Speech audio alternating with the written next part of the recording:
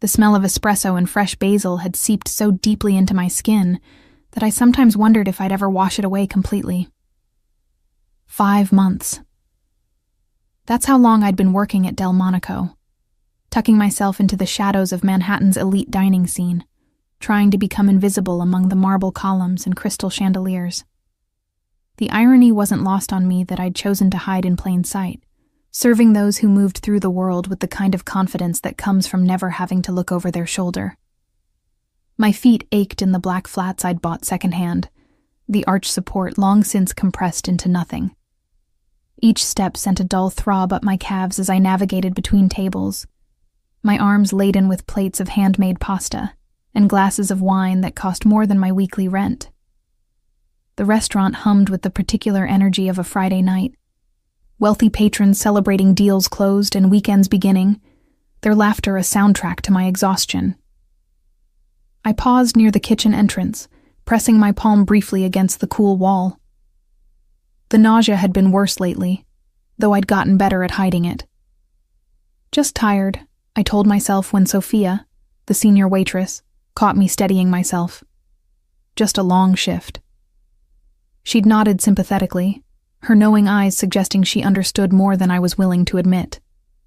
Through the archway leading to the main dining room, I could see Giuseppe, our maitre d', straightening his already perfect bow tie. His movements had that particular sharpness that meant someone important had arrived, someone who required the full performance. Delmonico didn't just serve food, it staged an experience, and every member of the staff was an actor in the production. Elena. His voice was low, urgent, as he appeared beside me. Table 9, the Moretti party. Something in his tone made my stomach clench, though I couldn't identify why. Moretti was a common Italian name. There was no reason it should trigger the crawling sensation spreading across my skin. They've requested you specifically. My breath caught. Specifically. Mr. Moretti saw you when he arrived, asked if you would be serving tonight. Giuseppe's expression was unreadable, but there was something in his eyes. A warning, perhaps, or curiosity. He's a very important client, Elena. Very important.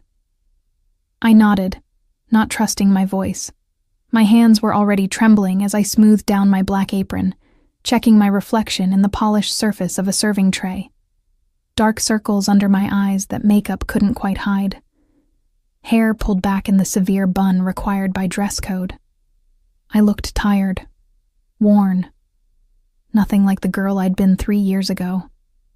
The private dining section of Delmonico occupied a raised platform overlooking the main floor, separated by frosted glass panels that provided the illusion of privacy, while still allowing diners to observe the restaurant below.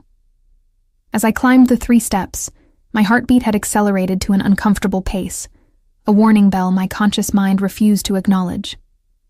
Table 9 sat in the corner, the positioning deliberate. From here, someone could watch every entrance, every exit, every movement in the restaurant. It was a position of power, of control, and as I approached with menus tucked under my arm, I understood with sudden clarity that whoever had requested this table understood security, understood threat assessment, understood how to corner prey. 4 men sat around the circular table, their conversation pausing as I approached. 3 of them barely registered in my peripheral vision, dark suits and harder expressions, the kind of men who made their living being forgettable. But the 4th, my vision tunneled. The menus slipped from suddenly nerveless fingers, landing on the pristine white tablecloth with a soft thud that sounded like thunder in my ears. He hadn't changed. Not really. Perhaps his hair was cut shorter, the expensive fabric of his suit even more perfectly tailored than I remembered. But those eyes, dark and calculating, held the same intensity that had both drawn me in and ultimately driven me away. The same eyes that had looked at me with something between possession and worship, right before I'd understood the true cost of being loved by a man like Dante Moretti. "Good evening, gentlemen." My voice emerged steadier than I had any right to expect, years of waitressing muscle memory carrying me through shock. "Welcome to Delmonico. My name is Elena, and I'll be serving you tonight." I didn't look at him directly. Couldn't. Instead, I focused on the space just over his shoulder, on the abstract painting hanging on the far wall. But I could feel his gaze on me, physical as a touch, cataloging every detail, noting the changes, the weight I'd lost, the shadows under my eyes, the way my hands trembled infinitesimally as I distributed menus. "Elena." His voice was exactly as I remembered it, low and controlled, the faint Italian accent wrapping around vowels in a way that used to make my stomach flutter. Now it made my throat close. What an unexpected pleasure. One of the other men glanced between us, sensing undercurrents. Dante raised a hand slightly, a gesture so minimal it was nearly imperceptible, but the man immediately looked away, suddenly fascinated by his menu. The casual display of authority made my chest tight. "Can I start you with cocktails? We have an excellent selection of the 97 Barolo." He cut through my recitation smoothly. "And bring 4 glasses. We're celebrating tonight." I scribbled the note on my pad, grateful for something to do with my hands. The 97 Barolo. Of course he would order that. It was the same wine we'd shared that first night, when he'd taken me to a restaurant much like this one, and taught me how to appreciate the complexity of well-aged wine. When I'd still been naive enough to think the darkness I sensed in him was romantic, rather than literal. "Of course, sir. I'll bring that right away." I turned to leave, but his voice stopped me. Not his words, just the way he said my name. "Elena." Like a command, like a question, like a threat. I looked back, finally meeting his eyes fully. The impact was immediate and devastating. Recognition crashed through me, bringing with it 1,000 memories I'd worked so hard to bury, his hands on my skin, his mouth at my throat, the sound of his laugh in the darkness of his bedroom, the coldness in his voice when he'd told me exactly what he did for a living, exactly what my association with him meant. "You look well," he said quietly, and there was something in his expression I couldn't read. "New York suits you." It wasn't a question. He knew. Of course he knew. Had probably known the moment I'd stepped off the bus from Chicago 3 years ago. Had probably been watching me this entire time, allowing me the illusion of freedom while keeping tabs on his wayward. What? Girlfriend? Property? I'd never been entirely sure what I'd been to him. "Thank you, sir."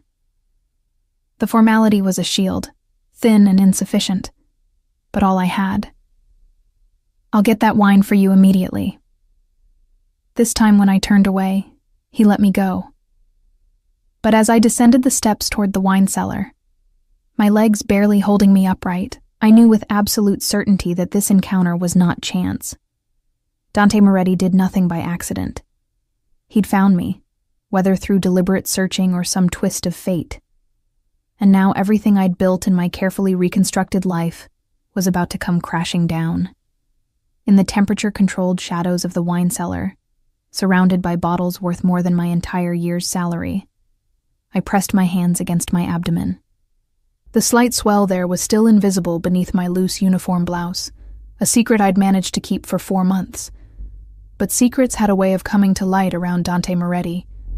And this one, his child, growing inside me, the result of that last desperate night before I'd fled Chicago, would change everything. I selected the bottle with shaking hands, noting absently that it cost $700. Then I straightened my spine, smoothed my apron, and prepared to return to the man I'd once loved and feared in equal measure. The man who'd just looked at me like he'd never stopped owning me. The bottle felt impossibly heavy in my hands as I climbed back toward table 9, each step a negotiation between my legs and my will.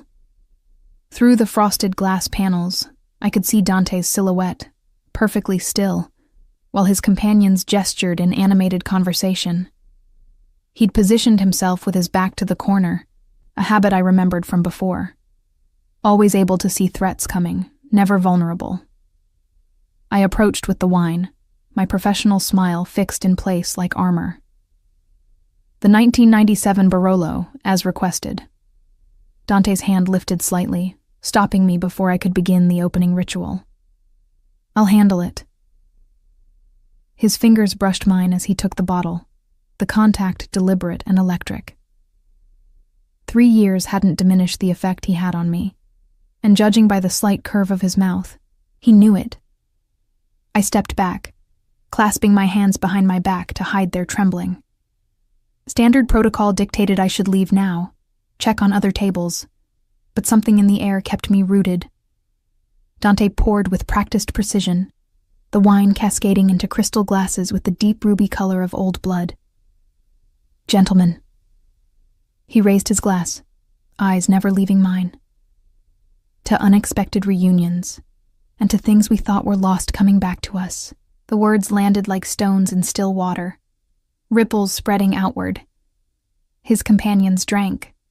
I didn't move. Will there be anything else, sir? My voice sounded distant, as if coming from underwater. Actually, yes. He set down his glass with deliberate care. Tell Giuseppe I'd like you assigned exclusively to our table tonight. My associates and I have important business to discuss, and I prefer consistency in service. The request was perfectly reasonable. Wealthy clients often wanted dedicated attention. But the way he said it, the slight emphasis on certain words, transformed courtesy into cage bars clicking shut. Of course, I'll inform him immediately. As I descended to find Giuseppe, my mind raced through possibilities. I could claim sudden illness, could simply walk out the back entrance and never return. But where would I go? The small room I rented in Queens, where the landlord already eyed me suspiciously when I was 3 days late with rent. The city that had seemed vast enough to disappear into now felt suffocatingly small. Giuseppe listened to Dante's request with an expression of mingled respect and concern. He specifically requested you? Yes. Do you know him? The question was loaded. Giuseppe had worked in establishments like this for 30 years. He understood the undercurrents, the unspoken hierarchies, the danger that sometimes wore expensive suits. We've met before. The admission cost me, but lying would be worse. In Chicago, before I moved here. His eyes sharpened with understanding. And you left Chicago because staying would have been complicated. Giuseppe studied me for a long moment, then sighed. If you need to leave tonight, I'll cover for you. Say you were sick. But Elena... He gripped my shoulder, his expression grave. Men like that, they don't forget. They don't forgive. If he found you once, he'll find you again. The truth of it settled in my stomach like ice. I know. Then perhaps it's better to face it now, on your terms. Except nothing about this was on my terms. I returned to table 9 with a forced composure, taking their dinner orders while Dante watched me with that unreadable expression. His companions had fallen into easy conversation, discussing real estate acquisitions and market fluctuations in the language of legitimate business. But I'd learned to hear the subtext, the coded references to territories and percentages that had nothing to do with stock portfolios. Throughout the dinner service, I was hyper-aware of his presence. The way he moved his knife through his bistecca with surgical precision. The gold Rolex catching lamplight as he reached for his wine. The dark ink I could glimpse at his collar when he leaned forward. Elegant lines of a tattoo I knew continued across his shoulder and down his ribs. I'd traced those lines once, in the darkness of his bedroom, while he murmured in Italian against my hair. Between courses, I served other tables with mechanical efficiency, but I could feel his eyes following me across the dining room. Once, when I was pouring water for an elderly couple near the window, I glanced up to find him watching me with an intensity that made the glass slip in my grip. Only my quick reflexes prevented a spill. The elderly woman touched my hand. "Are you all right, dear? You look pale." "Just tired. Long shift." The lie came easily now, worn smooth by repetition. By the time I brought the dessert course to table 9, the restaurant had begun its slow wind-down. Remaining diners lingered over coffee, the energy shifting from bustle to intimacy. Dante's companions had grown quieter, their earlier animation replaced by watchful stillness. "Gentlemen, if you'll excuse us." Dante's words weren't a request. His associates rose immediately, nodding to him with obvious deference before disappearing toward the bar. Suddenly, I was alone with him. "Sit." He gestured to the chair opposite him. "I can't. I'm working." "Elena." My name was a command. "Sit." My legs folded before my brain could protest. I perched on the edge of the chair, spine rigid, hands folded in my lap. Dante leaned back, studying me with the same careful attention he'd once used to memorize every detail of my body. 3 years, he said quietly. Not a word, not a message. You vanished. I left a note. "I can't do this anymore. I'm sorry." 6 words. That's what you thought 3 years deserved? The anger in his voice was tightly controlled, but I knew him well enough to hear it. Knew that the calmer he sounded, the more dangerous he became. What was I supposed to say, Dante? Thank you for an interesting year, but I'd rather not spend my life wondering when the FBI or a rival family would put a bullet in my head. You knew what I was from the beginning. I knew you were in business. I didn't know. I lowered my voice as a waiter passed nearby. I didn't know the specifics. Not until Marcos. Something flickered in his expression. Marcos made his own choices. He threatened me, said things about what happens to women who get too close to you. And then 2 days later, he was dead. They found him in the Chicago River with... I stopped, the memory too vivid even now. With 2 bullets in the back of his head. I remember. Dante's voice was flat. He touched what was mine. He threatened you. There were consequences. I wasn't yours. His hand moved so quickly I flinched, but he simply pushed the dessert menu aside, eliminating barriers between us. You are. Running to New York didn't change that. I'm not the same person I was in Chicago. No. His eyes traced over my face, noting details I couldn't hide. You're thinner, tired, working yourself to exhaustion in this place when you should be. He stopped abruptly, his jaw tightening. Why Delmonico? Why this restaurant specifically? The question confused me. I needed a job. They were hiring. This restaurant is owned by the Costa family. The name meant nothing to me, but the way he said it resonated with significance I couldn't interpret. I don't understand. Vittorio Costa. Dante's voice had gone very quiet. My principal competitor in this city. This restaurant is how he launders money from his Brooklyn operations. Every server, every busboy, every person working here is either on his payroll or under his protection. He leaned forward, his intensity pinning me in place. Did you really not know? Or was this your way of ensuring I couldn't reach you? Horror crawled up my spine. I didn't know. I swear, Dante, I had no idea. He studied me for a long moment, then nodded slowly. I believe you, which means you've been working in enemy territory for 5 months without protection, without anyone knowing who you were to me. I'm not anything to you anymore. That's where you're wrong, Bella. The endearment was razor-edged.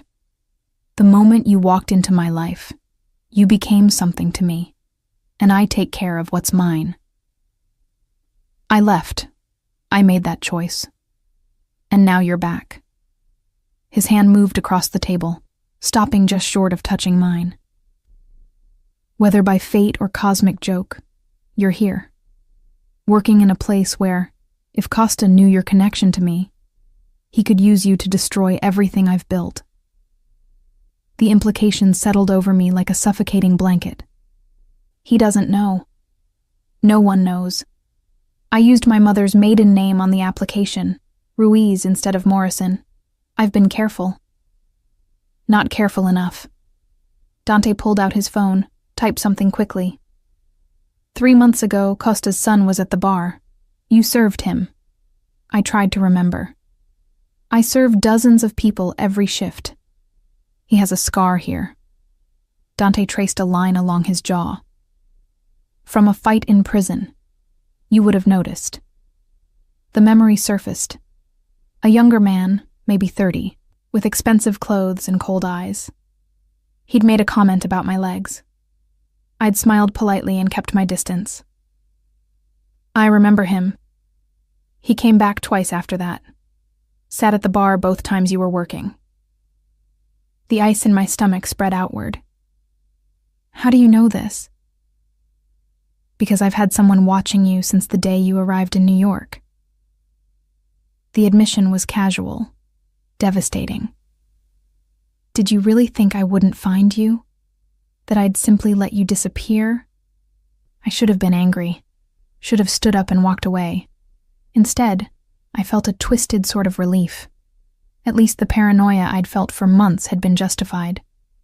What do you want, Dante? The same thing I've always wanted. His eyes held mine. You. Safe. Where I can protect you. That's not protection. That's possession. In my world, Bella, they're the same thing. He stood, pulling out his wallet and placing several $100 bills on the table. Your shift ends at 11. Midnight. I'll have Marco waiting out back. He'll drive you home. I can take the subway. No. The word was absolute. Not anymore. Not now that I've found you again. He moved around the table with predatory grace, stopping close enough that I had to tilt my head back to maintain eye contact. 3 years ago, you left because you were afraid. Fair enough. But now you're working in enemy territory, surrounded by people who would kill you without hesitation if they knew your connection to me. You have 2 choices, Elena. Accept my protection, and let me move you somewhere safe. Or continue as you are, and wait for Costa to figure out who you really are. Those aren't choices. That's coercion. No, Bella. He leaned down, his mouth close to my ear.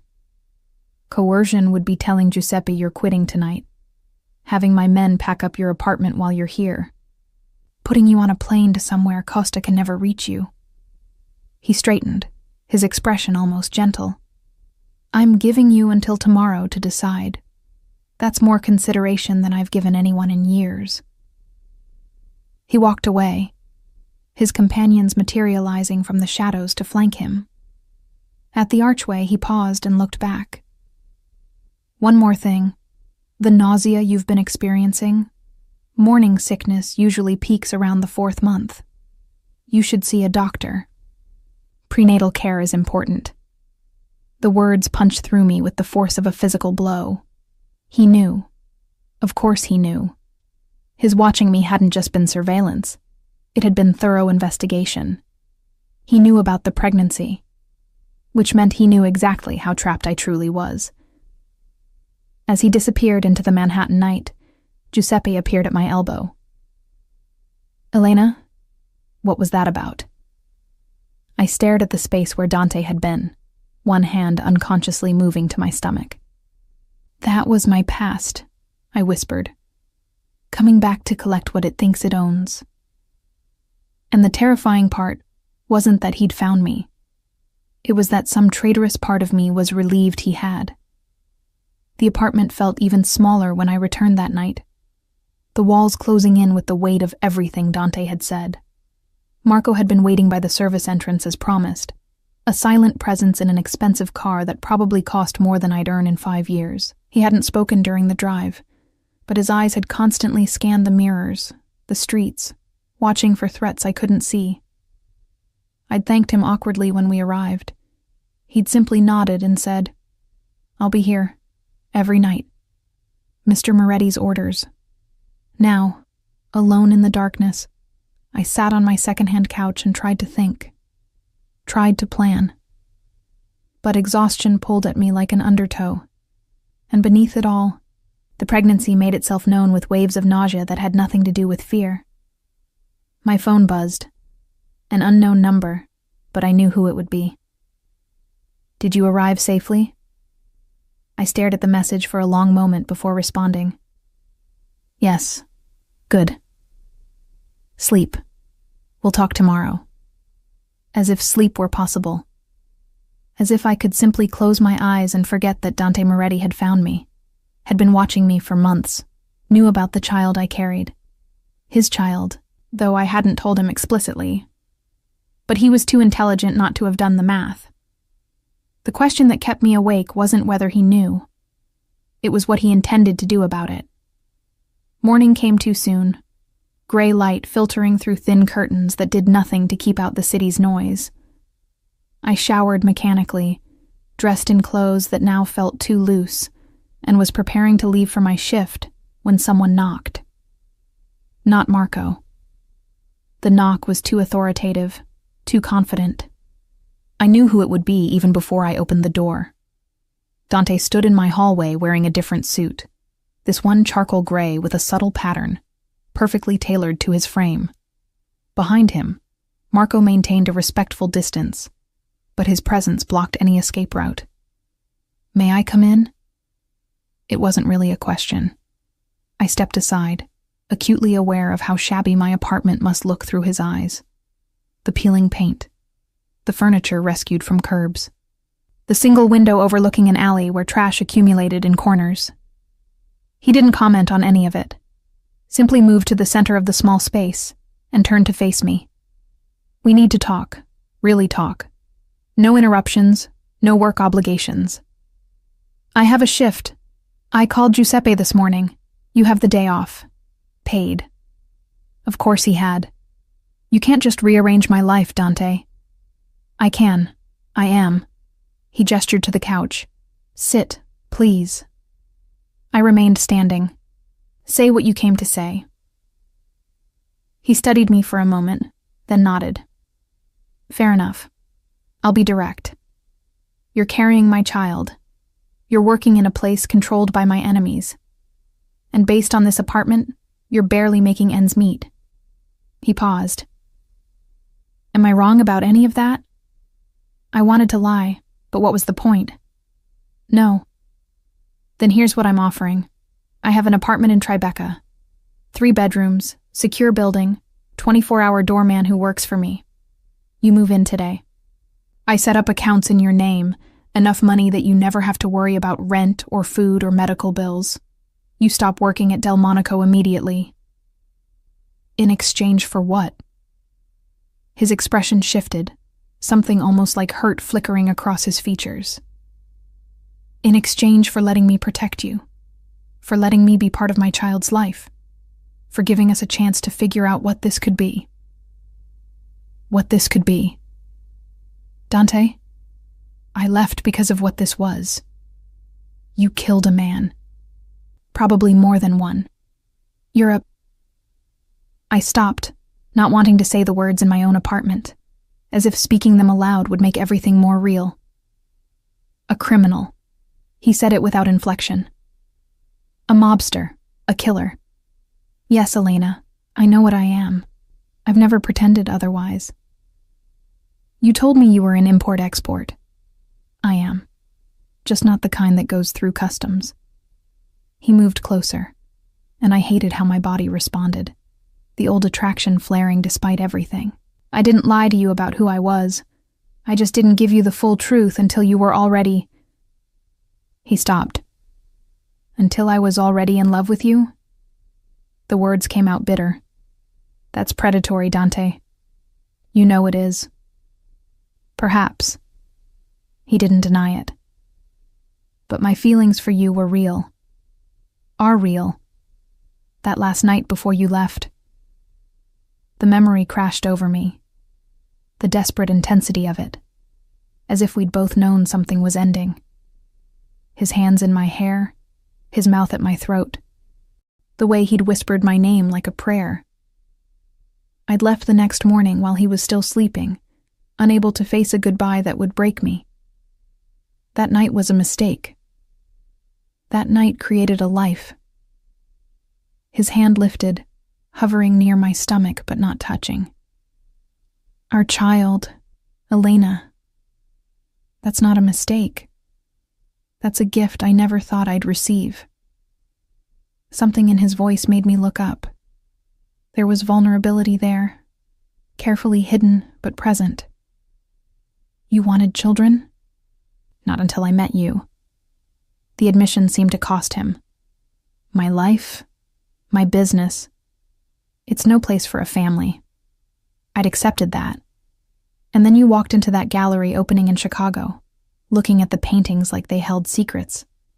And I thought, maybe with the right woman, things could be different. And then I saw what your life really meant, what loving you would cost. Yes. He didn't look away. And you ran.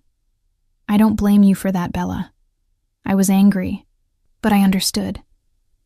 My world is violent, dangerous. Not what you signed up for. So why come back now? Why not let me go?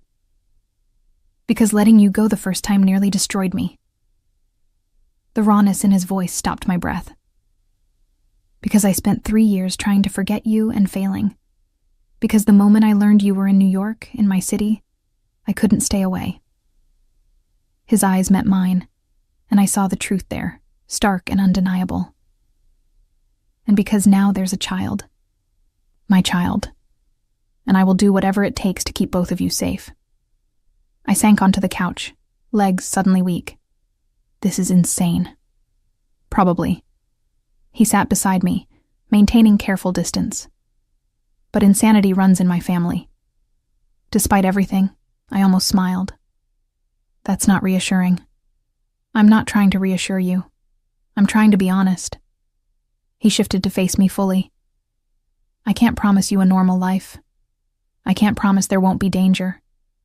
What I can promise is this. No one will touch you while I'm alive. No one will harm our child.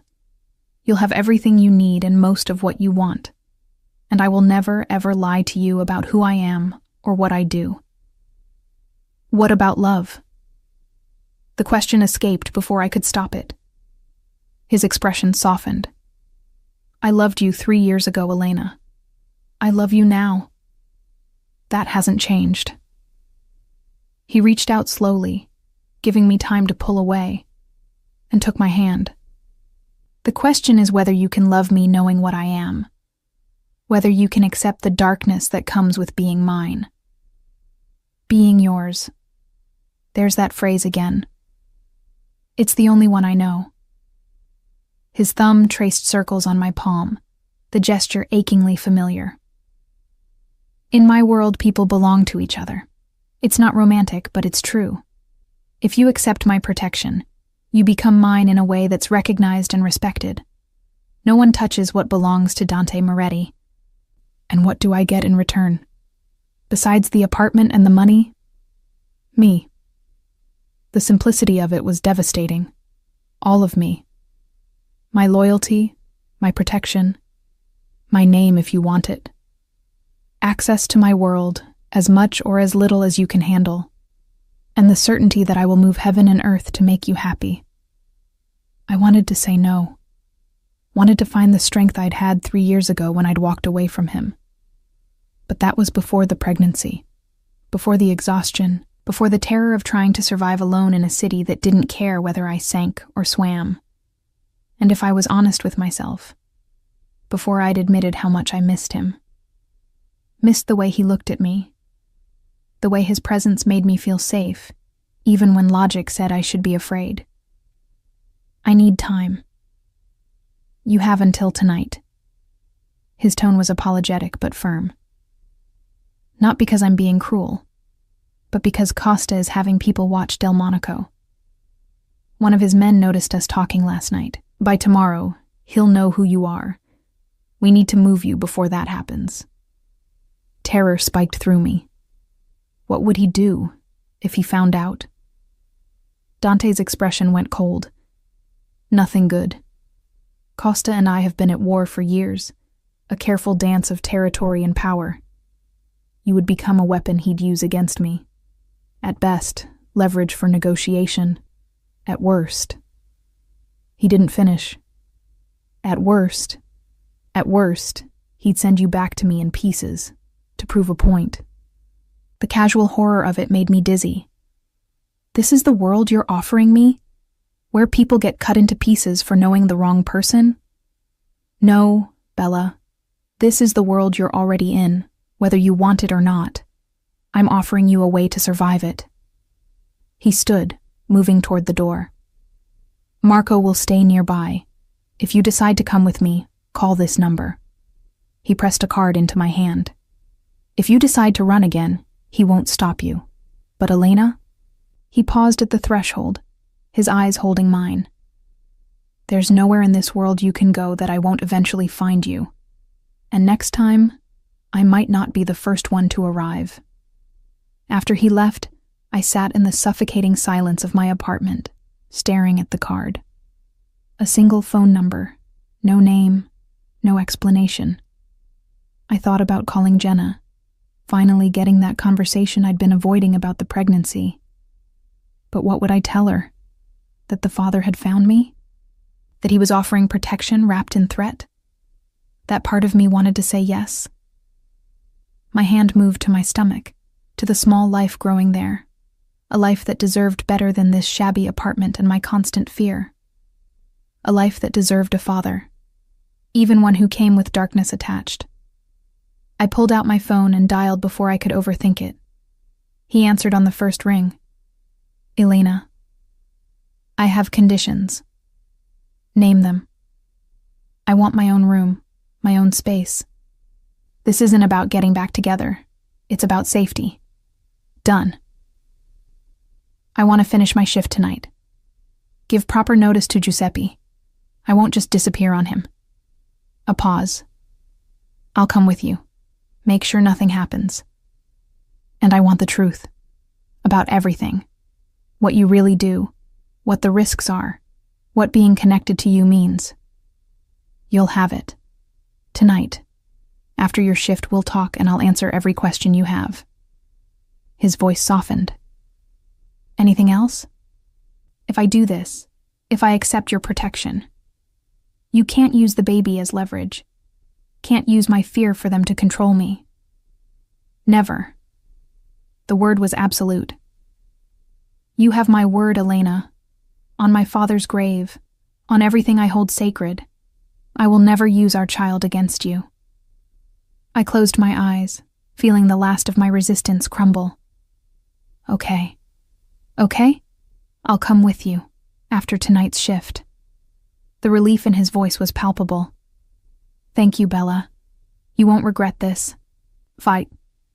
But as I hung up and stared at my reflection in the bathroom mirror, I couldn't shake the feeling that regret was inevitable. That accepting Dante's protection meant stepping into a world where love and danger were so intertwined, they became indistinguishable. And the most terrifying part? Some reckless piece of me was looking forward to it. The atmosphere at Delmonico that evening felt different, charged with anticipation I couldn't explain. Giuseppe greeted me at the staff entrance with an expression I'd never seen on him before, something between respect and concern. Mr. Moretti called, said he'd be dining with us tonight. His eyes searched mine. Elena, whatever you've gotten yourself into. I'm leaving after tonight. I wanted to tell you myself. Give proper notice. His shoulders sagged. Because of him? Because staying here puts everyone at risk. You, the other servers, the kitchen staff. I didn't know about Costa when I started. I didn't know this restaurant was part of that world. Giuseppe's expression confirmed what Dante had told me. We all have to survive somehow. Costa pays well, protects his investments. But if Moretti has claimed you... He gripped my shoulders. Be careful, Elena. These men, they're not like normal people. Their love is as dangerous as their hate. I nodded, unable to form words around the tightness in my throat. Giuseppe had been kind to me, patient with my mistakes, understanding about my occasional absences for morning sickness I'd blamed on food poisoning. He deserved better than me bringing gang warfare to his door. The dinner shift began normally enough. I served my usual section, smiled at familiar faces, recommended dishes with practiced ease. But I was hyper-aware of the clock ticking toward the moment when Dante would arrive, when this strange limbo between my old life and whatever came next would finally end. He arrived at 9, his presence immediately commanding attention. This time he came alone, settling at a small two-top near the window with a view of the street. The positioning was deliberate. He could watch both the interior and the exterior, monitor threats from multiple directions. I approached with menus, but he waved them away. Just coffee, and whatever you'd recommend eating. It felt surreal, taking his order as if he were any other customer, as if we weren't about to upend my entire life. The osso buco is excellent tonight. Then I'll have that. His eyes held mine. And you should eat something too. You barely touched lunch. I hadn't told him about skipping lunch, which meant Marco had reported more than just my safe arrival home. The surveillance was comprehensive, invasive, and somehow almost comforting in its thoroughness. Throughout the evening, I felt other eyes on me. A man at the bar whose suit didn't quite fit right, his attention too sharp to be casual. A couple near the back who seemed more interested in watching Dante than each other. Costa's people, I realized with creeping dread. Giuseppe had been right. They knew something was happening. Dante noticed them too. I could tell by the way his posture changed, subtle shifts in his positioning that spoke of training and instinct. When I brought his coffee, he caught my wrist gently. After you finish your closing duties, go straight to the staff room. Marco will meet you there. What about you? I'll handle our observers. The calm certainty in his voice should have frightened me. Instead, it resonated with that same twisted security I'd felt before. Dante protected what was his. The final hour of my shift crawled by. I went through the motions of closing side work, folding napkins, restocking stations, settling checks, while my mind raced ahead to what came next. To the apartment in Tribeca. To the life I was walking into with open eyes. Giuseppe found me in the staff room, changing out of my work shoes. Marco Santini is waiting by the back entrance. He paused. He's one of Moretti's top men. Been with him since Chicago. I know. Elena. Giuseppe's voice was gentle. Are you doing this because you want to, or because you're afraid not to? The question deserved honesty. Both, maybe. But it's my choice, Giuseppe. That matters. He nodded slowly, then pressed an envelope into my hands. Your pay through tomorrow, plus 2 weeks severance. You've been a good worker. If you ever need a reference for anything legitimate, call me. The kindness threatened to undo me. Thank you. For everything. Go, before those watchers get curious. Marco was indeed waiting, a solid presence in the narrow service corridor. He nodded once and led me through a series of turns that avoided the main dining room, emerging in an alley where a black SUV idled with tinted windows. Mr. Moretti will meet us at the apartment. Marco held the door open. There was a situation he needed to address. I didn't ask what kind of situation.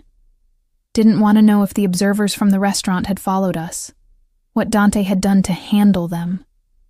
The drive to Tribeca passed in a blur of lights and late-night traffic. Manhattan transformed at night, shedding its business facade for something more raw and honest.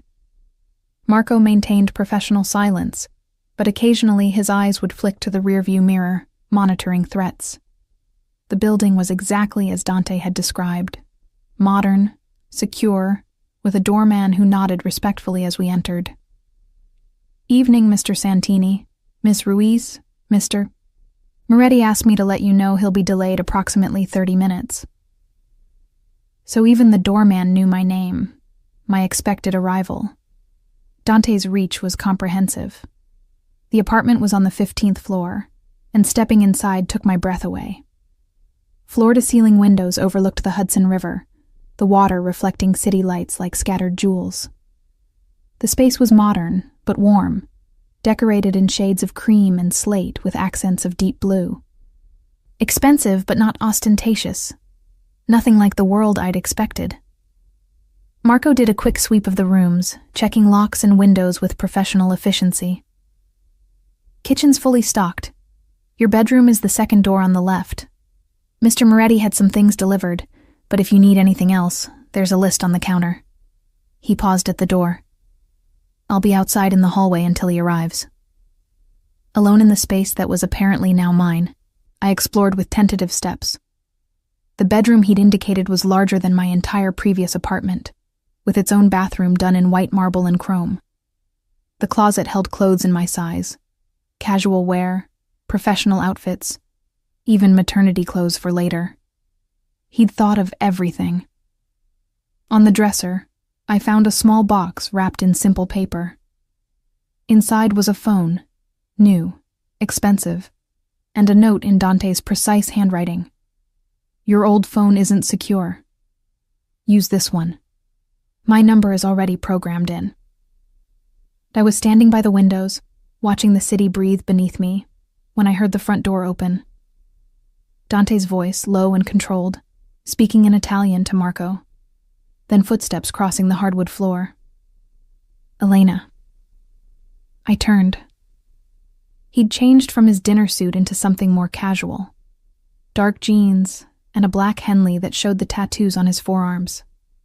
Without the armor of expensive tailoring, he looked younger, more like the man I'd fallen for in Chicago. You came. There was relief in his voice, as if he'd genuinely feared I might flee. I said I would. People say a lot of things. He moved closer, stopping a respectful distance away. Are you hungry? Tired? Do you need anything? I need the truth. You promised me that.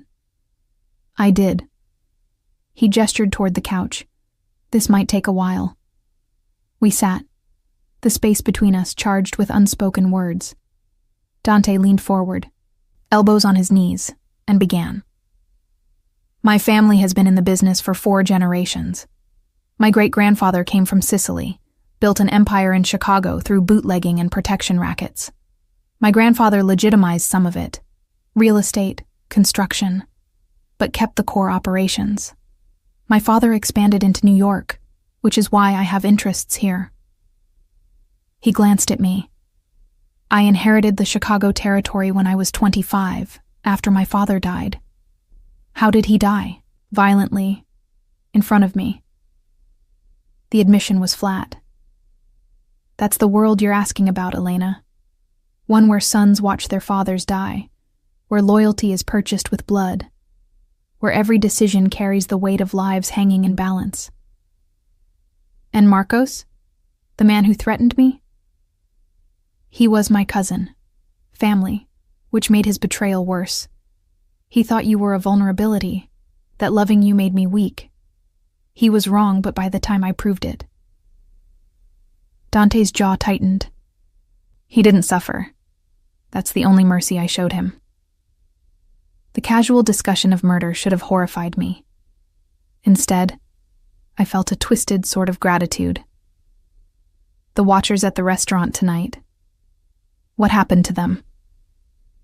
They're reporting back to Costa that you quit, moved away. Brooklyn, probably. Someplace I have no influence. He met my eyes.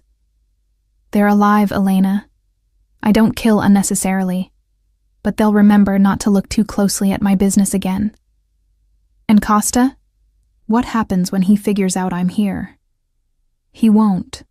This building, this apartment, it's owned by a shell corporation 3 layers deep. Your name isn't on any paperwork. As far as the world knows, you disappeared. Dante shifted closer. I've spent 3 years preparing for the possibility of you coming back into my life, making sure that when it happened I could protect you properly. The premeditation of it stole my breath. You've been planning this? Hoping. Planning implies certainty, and where you're concerned, Bella, I've never been certain of anything. His hand lifted, hesitating before touching my cheek. Except that I love you. That's the only thing I've never doubted. I leaned into his touch despite myself, my body remembering what my mind tried to forget. This is crazy, Dante. All of it. Yes. His thumb traced my cheekbone. But it's our crazy now. Yours and mine and the baby's. I'm scared. Good. Fear keeps you alert, keeps you safe. He pulled me closer, until I was tucked against his chest, his heartbeat steady beneath my ear. But you don't have to be scared alone anymore. I've got you, Elena. I've got both of you. We sat like that for a long time, the city glittering beyond the windows, the weight of decisions made settling over us. Finally, I pulled back enough to look at him. What happens now? Now? A ghost of a smile crossed his face. Now you rest. You eat properly, see a doctor. Let me take care of you the way I should have done 3 years ago. His hand moved to my stomach, hovering. May I? I nodded, and he pressed his palm gently against the small swell. His expression transformed, wonder and fierce protectiveness warring for dominance. Our baby, he whispered. I still can't quite believe it. Neither can I. He looked up, eyes bright. I meant what I said, Elena. I know this isn't ideal. I know you didn't choose this life. But I swear to you, I will do everything in my power to make you happy, to make our family safe. Family. The word resonated with possibility and threat in equal measure. But as Dante held me, as the exhaustion of months of struggling alone finally caught up with me, I let myself believe that maybe, just maybe, this could work. Even if the foundation was built on darkness, even if love and danger were so intertwined I could no longer tell them apart, I woke to sunlight streaming through unfamiliar windows and the smell of coffee. For a disoriented moment, I couldn't place where I was. Then memory crashed in. Tribeca, Dante's apartment, my new life. I'd fallen asleep on the couch fully clothed, but someone had covered me with a soft blanket. The someone in question was moving around the kitchen, his back to me, wearing the same casual clothes from last night. You stayed? My voice was rough with sleep. Dante turned, coffee pot in hand. I wasn't going to leave you alone your first night. Marco's outside if you need anything, but I thought... He paused. I wanted to be here when you woke up. It was such a domestic scene, so at odds with everything I knew about him. You made coffee? I'm dangerous, not incompetent. His smile was brief, though I wasn't sure if you could have caffeine. With the baby. Limited amounts. 1 cup is fine. I stood, wrapping the blanket around myself like armor. In daylight, the apartment was even more impressive. Art on the walls that was probably worth thousands. Furniture that whispered of expensive taste. He poured carefully, adding cream the way I liked it without asking. Another detail he remembered. There's breakfast too. I had Marco pick up pastries from that bakery you liked in Chicago. The thoughtfulness of it undid something in me. Dante, you can't just...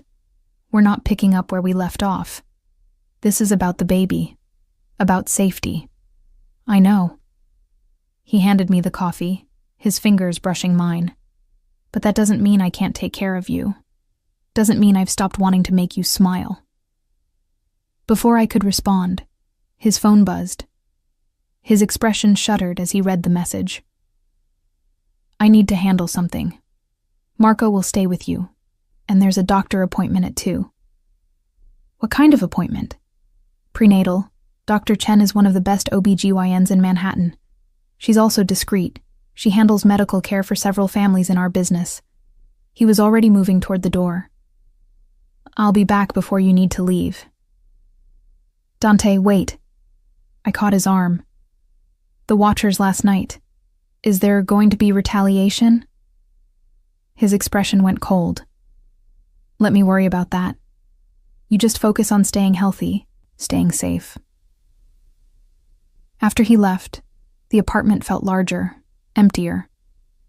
I showered in the marble bathroom, wrapped myself in a robe that probably cost more than a month's rent at my old place, and tried to process the surreal turn my life had taken. My new phone buzzed. A message from Dante. "There's a security panel by the front door. Marco showed you the code. Don't open for anyone except him or me." Another message followed immediately. "And eat something. You're feeding too now." Despite everything, I smiled. His protectiveness was smothering and comforting in equal measure. The morning passed slowly. I explored the apartment more thoroughly, finding a home office with a laptop already set up in my name, a second bedroom that could serve as a nursery, a balcony with a view that made my old apartment's alley seem even more depressing in retrospect. In the master bedroom, Dante's room, judging by the masculine decor, I found a photograph on the dresser. Us, in Chicago, at some event I barely remembered. I was laughing at something, looking up at him with obvious adoration. He was watching me with an expression I'd never seen in the moment.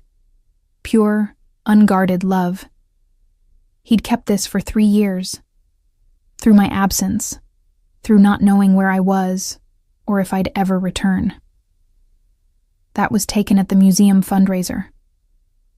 Dante's voice came from the doorway. I hadn't heard him return. "You wore a green dress, said you felt out of place among all the society women. Then you proceeded to charm every person you met." I set the photo down carefully. "I didn't know you'd kept this. I kept everything." He moved into the room, maintaining careful distance. "Letters you wrote me. Tickets from movies we saw. The receipt from that terrible diner where you insisted the pancakes were authentic. They were authentic. Authentically terrible." His laugh was warm. "You defended them so passionately. I didn't have the heart to argue." The moment felt suspended, intimate in a way that had nothing to do with physical proximity. Then his expression shifted, business reasserting itself. "The appointment is in an hour. I'll drive you." Dr. Chen's office was in a medical building that looked more like a luxury hotel, all marble and soft lighting. The waiting room was empty except for us and a woman who looked away quickly when we entered. Marco had come too, positioning himself near the exit with the alertness of a trained guard. "Mr. Moretti." The receptionist's smile was professional but warm. "Dr. Chen is ready for you." The doctor herself was a woman in her 50s, elegant and no-nonsense. She greeted Dante with familiarity that spoke of history, then turned her attention to me. "Ms. Ruiz, I understand you're approximately 4 months along." The examination was thorough and surprisingly gentle. She asked questions about my health history, previous symptoms, made notes in a tablet. When she brought out the ultrasound machine, Dante moved closer, his eyes fixed on the screen. "There." Dr. Chen pointed to a shape that looked like a bean. "That's your baby. About 18 weeks, based on measurements. Would you like to know the sex?" I looked at Dante. His expression was transfixed, vulnerable in a way I'd never seen. "Yes," I whispered. "It's a girl." Dr. Chen smiled. "Healthy, developing right on schedule. Congratulations." "A daughter. We were having a daughter." I watched Dante's face as the information registered, saw something fierce and protective flash through his eyes. His hand found mine, gripping tight. "A girl," he repeated, voice rough. "We're having a little girl." Dr. Chen printed out images, gave me prescriptions for vitamins, scheduled the next appointment. As we prepared to leave, she touched Dante's arm. "Take care of them, Dante." Both of them. With my life, he promised. In the car, he was silent, staring at the ultrasound photo as if memorizing every detail. Finally, he spoke. I want to marry you. The words landed like stones. What? I want our daughter to have my name. Want you to have my name. Want... He stopped, jaw tight. I want to do this right, Elena. Give you and the baby the protection of being officially mine. That's not romantic. No. He met my eyes. But it's honest. In my world, marriage means something. It means anyone who touches you answers to me with their life. It means our daughter inherits everything I've built, protected by every alliance I've made. And what about love? What about choosing this because we want to, not because it's strategically advantageous? I've loved you for 3 years. I've wanted to marry you since 6 months into our relationship in Chicago. The strategy is just added benefit. He reached for my hand. I'm not asking for your answer now, just asking you to think about it. Back at the apartment, reality continued its surreal spiral. Dante had to leave again. More business he wouldn't detail. Marco stationed himself outside. I was alone with my thoughts and the ultrasound image of my daughter. Our daughter. I was tracing the outline of her tiny form when my new phone rang. Unknown number, but local. Hello? Elena Ruiz? A woman's voice, cultured and cold. Or should I say Elena Morrison? My blood turned to ice. Who is this? Someone with information you need. About Dante Moretti and what he's really done. About why your father disappeared 3 years ago. The room tilted. My father? What are you talking about? Meet me. Tomorrow, noon, at the fountain in Washington Square Park. Come alone, or you'll never know the truth about the man whose child you're carrying. The line went dead. I sat frozen, the phone gripping in trembling hands. My father had disappeared 3 years ago, walked out one day and never came back. My mother had filed a missing persons report. The police had found nothing. 3 years ago, right around the time I'd met Dante. The coincidence was too precise to be coincidence. But that meant no. It couldn't mean what my racing mind was suggesting. Dante wouldn't have. He couldn't have. But memory supplied images I'd tried to forget. The way Dante had asked so many questions about my family that first month we dated. His interest in where I came from, who my parents were. I'd thought it was normal getting to know you conversation. What if it hadn't been? I pulled up the number Dante had programmed into the phone, my thumb hovering over the call button. I should tell him about the message. Should let him protect me from whatever this was. But if he was connected to my father's disappearance, if he knew what happened and never told me. I set the phone down, staring at the ultrasound photo. My daughter, growing inside me. Dante's daughter. The man I'd just agreed to let protect us might be the same man who'd destroyed my family. And tomorrow, I'd find out the truth. Even if it killed me. The night passed in fragments. I dozed fitfully on the couch, unwilling to sleep in the bed Dante had prepared for me, unable to shake the cold dread that had settled in my stomach. Every time I closed my eyes, I saw my father's face, heard my mother's broken voice when she'd called to say he was missing. Dante returned around midnight, his expression tight with exhaustion. He found me curled on the couch, still dressed, the ultrasound photo clutched in my hand. Elena? What's wrong? He crossed the room quickly, concern replacing fatigue. Is it the baby? I'm fine. Just couldn't sleep. His eyes searched mine, too perceptive. You're lying. What happened? I should have told him then. Should have asked about my father, about the phone call, about whether the man I'd loved was also the man who'd destroyed my family. But the words stuck in my throat, tangled with fear and doubt. Just processing everything, The appointment, the baby being a girl, all of it. He didn't believe me. I could see it in the way his jaw tightened. But he let it pass.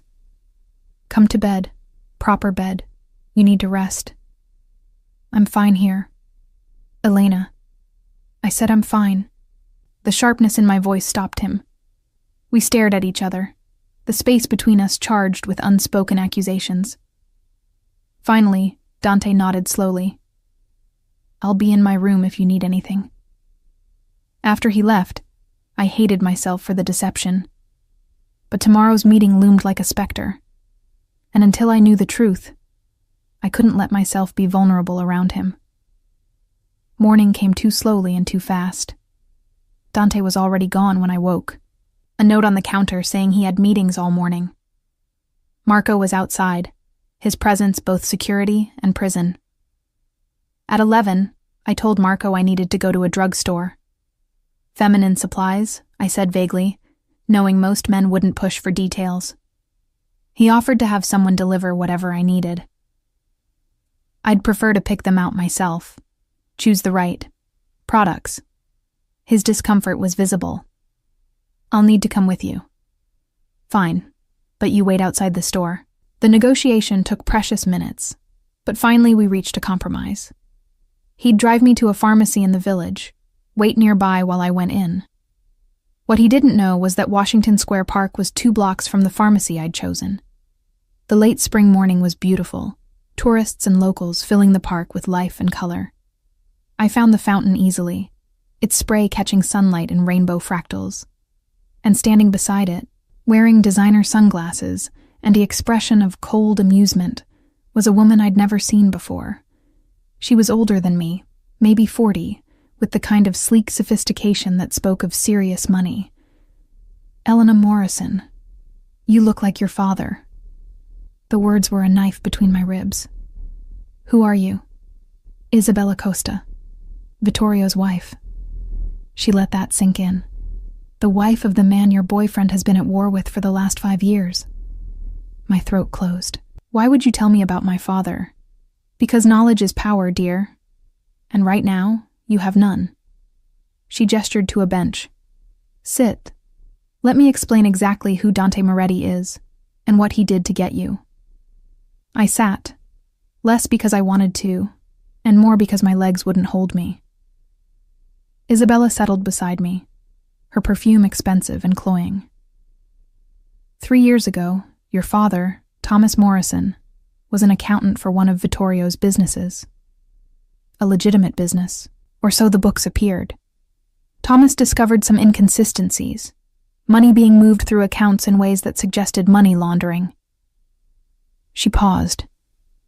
He made the mistake of confronting his supervisor, who reported it to Vittorio. My father would never work for the mob. He didn't know. That's the beauty of how we operate. Most employees have no idea their paychecks come from criminal enterprise. Isabella's smile was sharp. But once Thomas knew, he became a liability. Vittorio ordered him eliminated. Except what? Except Dante Moretti found out first. Somehow, we never discovered how, he learned about Thomas, about the evidence he'd gathered, about Vittorio's plans, and he made a move we didn't expect. Her eyes locked on mine. He offered Thomas protection in exchange for the evidence, offered to keep him safe, set him up with a new identity, everything. Hope flared painfully in my chest. So my father's alive? Oh yes. Very much alive. Living in Arizona under a different name, working as a consultant for one of Dante's legitimate businesses. He's been safe and comfortable for 3 years. Isabella leaned closer. But Dante made one condition for that protection. That Thomas never contact his family again. That his wife and daughter believe him dead or disappeared. Complete severing of ties. The betrayal cut deeper than I'd imagined possible. Why? Why would he do that? Because he wanted you.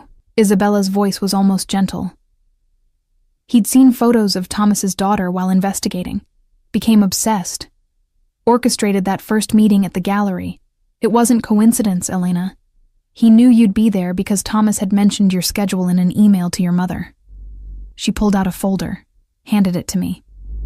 It's all in here. Communications between Dante and your father. Photos of you taken months before you officially met. Evidence of how thoroughly he stalked you before ever saying hello. My hands shook as I opened the folder. And there it was.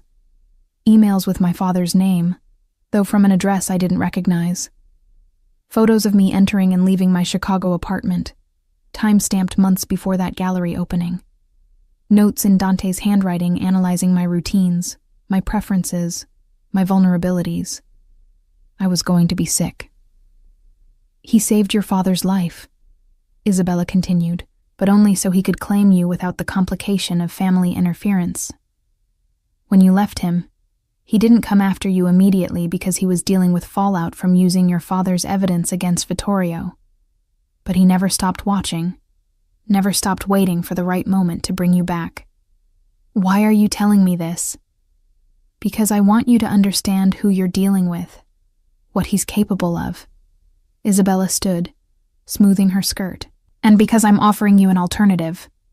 My husband doesn't want war with Moretti. It's expensive and unpredictable. But if you were to come to us, bring evidence of Dante's operations, we could end this without more bloodshed. Your father could contact you again.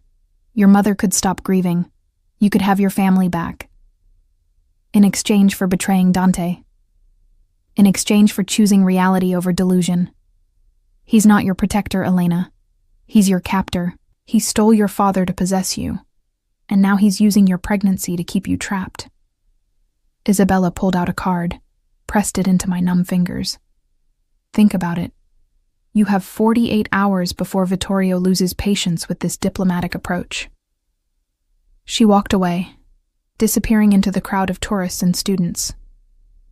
I sat frozen on the bench, the folder burning in my hands, the ultrasound photo of my daughter seeming to accuse me from my pocket. Dante had saved my father, had given him protection and a new life. But he'd also taken him away from us, manipulated circumstances to isolate me, orchestrated our entire relationship based on obsession rather than chance.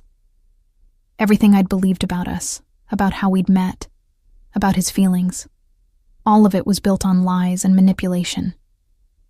My phone buzzed. Marco. Ms. Ruiz, you've been gone 20 minutes. Everything okay? I stood mechanically, tucked the folder under my arm, and walked toward the pharmacy. Bought random items I didn't need while my mind raced. Got back in the car and let Marco drive me home. Except it wasn't home. It was Dante's apartment, Dante's gilded cage. He was waiting when I arrived, pacing the living room with barely contained energy. Where were you? Marco said the pharmacy, but you were gone for... He stopped, seeing my expression. What happened? I pulled out the folder, threw it on the coffee table between us. Is it true? His eyes dropped to the documents, and I saw the moment he understood, saw calculation flash across his features, before settling into careful blankness. Who gave you this? Answer the question, Dante. Is it true? Did you orchestrate our entire relationship? Did you manipulate my father into disappearing so you could have me without complications? The silence stretched impossibly long. Finally he spoke, his voice carefully controlled. The timeline is accurate. The interpretation is not. What the hell does that mean? It means yes, I knew about your father. Yes, I offered him protection. Yes, I made sure he cut ties with your family as a condition. He moved closer, and I backed away. But I didn't do it to possess you, Elena. I did it because he was already dead. Vittorio's men were en route to kill him when I intervened. I saved his life. By making my mother think he abandoned us. By making me think... My voice broke. I spent 3 years believing my father left because he didn't love us anymore. I know, and I'm sorry for that. But the alternative was you watching his body being pulled from the river. His actual body, not just his reputation. Dante's eyes were fierce. I made the choice I thought would cause the least harm. And stalking me? The photos, the planning, the manipulation? I investigated you, yes, because I needed to know if you were safe, if Vittorio might use you against your father. The photos were security surveillance, making sure Costa's people weren't watching you. He took a breath. But then I saw you, really saw you, and it became about more than just security. I wanted to know you, wanted to meet you, He stopped. Wanted to possess me. No. His voice was sharp. Wanted to know if what I felt looking at your photo was real. If you were as intelligent and compassionate and beautiful in person as you seemed from a distance. And you were. You exceeded every expectation. So you orchestrated our meeting. Yes. I knew you'd be at that gallery. I made sure I was there too. But everything after, every conversation, every date, every moment we spent together, that was real, Elena. My feelings for you were and are completely genuine. I wanted to believe him. God, how I wanted to believe him, but the evidence was damning. You stole my father. I saved your father. There's a difference. Not to me. The words tore out of me. Not to my mother, who spent 3 years wondering what she did wrong, why he left. Not to me, who thought maybe if I'd been a better daughter, maybe if I couldn't continue, the old guilt rising up. Dante's expression cracked. No. Elena, no. Your father loves you completely. He left because I convinced him it was the only way to keep you safe. That if he stayed, if Vittorio figured out Thomas had family, you'd be used as leverage. Then let me talk to him. Prove he's alive. Prove he's okay. I can't. Can't or won't. Both. Dante ran a hand through his hair, frustration evident. The moment your father makes contact, Vittorio will know where he is. We'll use that to track him down and finish what he started. The only thing keeping Thomas alive is Vittorio's belief that he's already dead. Then what am I supposed to do? Just accept that my father is alive but I can never speak to him? That everything between us was built on manipulation and lies? Not everything. He closed the distance between us, catching my hands before I could retreat. My love for you, that's real. My commitment to protecting you and our daughter, that's real. Everything I feel, everything I want for us, that's all real, Elena. How can I believe anything you say? Tears were streaming down my face now. How can I trust you when you've been lying since the beginning? Because I'm telling you the truth now. All of it, no matter how ugly. His grip tightened. And because you know, deep down, that what we had in Chicago was genuine, that what we have now is genuine. I've made mistakes, I've manipulated circumstances, but my feelings for you have never been anything but honest. I pulled away, wrapping my arms around myself. Isabella Costa offered me a deal.